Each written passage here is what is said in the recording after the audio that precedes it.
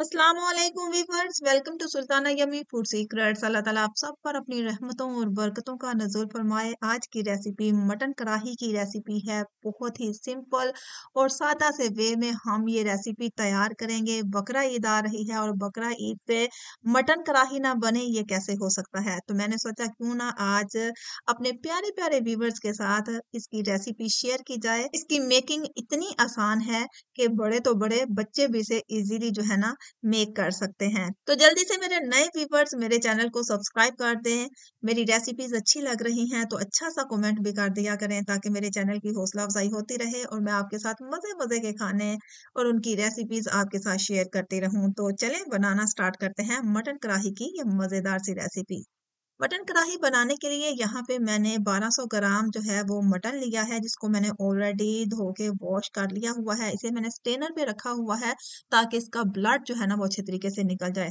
तो इसके बाद मैंने यहाँ पे प्रेशर कुकर लिया है। तो प्रेशर कुकर में हमने ये गोश्त शामिल कर देना है। एक बड़े साइज का प्याज लिया था वो शामिल किया, लहसुन के जवे शामिल कर देने हैं और इसके साथ ही मैंने यहाँ पे हस्बे जरूरत नमक शामिल कर देना है, जो कि मैंने 1 चम्मच यूज किया है। और 1.5 कप जो है वो यहाँ पे मैं गर्म पानी का इस्तेमाल कर रही हूँ। और पानी जो है ना वो मैंने गर्म लिया है तो इससे जो है ना वो बबल्स नहीं बनेंगे। तो यहाँ पे ये देखें जनाब, मैंने इसे 10 मिनट की विसल लगानी है। आप अपने एरिया के हिसाब से या पानी के टेक्सचर के हिसाब से जो है ना टाइम जो है वो लगा सकते हैं। तो यहाँ पे मैंने 10 मिनट का टाइम लगाया और 10 मिनट के बाद जब प्रेशर कुकर खोला तो यहाँ पे देखें जी, मैंने 1.5 कप पानी डाला था जहाँ पे 1 कप जो है ना वो खुश्क हो गया है, हाफ रह गया है। अब हम ये गोश्त एक कढ़ाई में कन्वर्ट करेंगे और साथ ही हम चूल्हा ऑन कर लेंगे। इसके साथ ही यहाँ पे मैंने 6 से 7 छोटे साइज के जो है ना वो टमाटर लिए हुए हैं, वो यहाँ पे मैंने हाफ हाफ करके यहाँ पे स्प्रेड कर देने हैं। 5 मिनट के लिए इसके ऊपर जो है ना वो स्टीम देंगे और उसके बाद हमने इनका छिलका जो है ना वो अच्छे तरीके से रिमूव कर देना है। और इसके बाद आपने मीडियम आंच पे गोश्त की जो है ना भुनाई करते जाना है। स्टेप बाय स्टेप चीजों को हम ऐड करते जाएंगे और इसकी भुनाई करते जाएंगे। यहाँ पे मैं 1 चम्मच कुटा हुआ जो है वो अदरक ले रही हूँ, वो यहाँ पे हम शामिल करेंगे। आज याद रहे कि आंच जो है ना यहाँ पे मीडियम है, बिल्कुल मतलब ना स्लो है और ना ही हाई है। बस मीडियम आंच पे हमने इसको कुक करना है। 1 कप यहाँ पे मैंने जो है वो कुकिंग ऑयल शामिल किया है। आप जो भी ऑयल यूज करते हैं वो इस्तेमाल कर सकते हैं। तो बस ऐसे ही हम इसकी जो है ना वो भुनाई करते जाएंगे। तो स्टेप बाय स्टेप हम इसकी भुनाई करेंगे, स्टेप बाय स्टेप इसमें मसाले ऐड करते जाएंगे। अब हम यहाँ पे शामिल कर रहे हैं मसाले। तो मसालों में हाफ चम्मच सुरख मिर्च पाउडर, 1 चम्मच जो है भुना हुआ धनिया, 1 चम्मच भुना हुआ जीरा और 1 चम्मच जो है वो मिक्स मसाला शामिल किया है। बस यहाँ पे जस्ट ये मसाले ऐड करने हैं, इसके अलावा और कोई मसाले हमने ऐड नहीं करने। इवन आपने हल्दी का भी इस्तेमाल कढ़ाई में नहीं करना। तो बस अब हम इसकी भुनाई करते जाएंगे।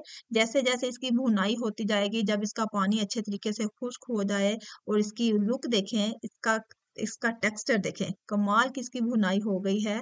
तो बहुत अच्छे तरीके से इसकी भुनाई हो गई है। यहाँ पे 1 कप जो है वो मैं दही का इस्तेमाल कर रही हूँ। अगर आप करीम इस्तेमाल करना चाहते हैं, अगर आप करीम का इस्तेमाल करना चाहते हैं तो हाफ कप जो है वो करीम का भी आप इस्तेमाल कर सकते हैं। तो क्योंकि गर्मियाँ हैं तो ज़रा ऑयली चीज़ों से थोड़ा सा परहेज ही बेहतर है। तो बस आपने इस तरीके से इसकी जो है ना भुनाई करते जाना है जब दही का पानी भी बहुत अच्छे तरीके से खुश्क हो जाए। यहाँ पे ये देख सकते हैं आप, अभी इसमें जो है ना पानी मौजूद है। तो जब इसका पानी खूब अच्छे तरीके से खुश्क हो जाए तो यहाँ पे हमने 1 कप जो है ना वो गर्म पानी का जो है ना वो शामिल कर देना है ताकि इसमें थोड़ी सी एक नमी शामिल हो जाए। और वैसे ही गोश्त तो वैसे भी नरम ही है, लेकिन इससे जो है ना इसकी लुक जो है वो अच्छी आ जाती है। तो बस 1 कप आपने इसमें पानी शामिल करके हल्की आंच पे आपने 5 मिनट की स्टीम दे देनी है। यहाँ पे 1 चम्मच जो है ना, एक या हाफ चम्मच हसबे टेस्ट यहाँ पे कुटी हुई मैं काली मिर्च ऐड कर रही हूँ। अच्छा, काली मिर्च जो है ना वो आपने एंड में शामिल करनी है, बिल्कुल जब कुक हो जाए। तो बस 5 मिनट की आपने हल्की आंच पे इसको स्टीम देनी है।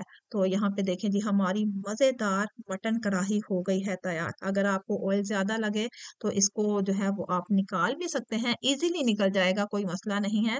तो यहाँ पे आपने हरा धनिया और हरी मिर्चें सेपरेट कर देनी है। तो ये लें जनाब, हमारी मज़ेदार मटन कढ़ाई हो गई है तैयार, वो भी मेरे अंदाज़ से। तो होपफुली मेरे व्यूअर्स को भी आज की ये रेसिपी बहुत पसंद आएगी। मेरे अंदाज़ से, मेरे तरीके से मटन कढ़ाई बनाएँ और बकरा ईद की खुशियों को दुबाला करें।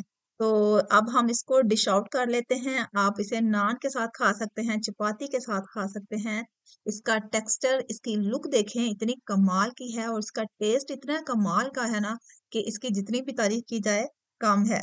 तो मेरे अंदाज से, मेरे तरीके से मटन कढ़ाई बनाएं और घर वालों को खुश कर दें। देखें जरा, इसकी बोटियां देखें कितनी नरम, कितनी सॉफ्टी हैं, बहुत ही कमाल की। तो होपफुली मेरे व्यूवर्स को आज की ये रेसिपी बहुत पसंद आएगी।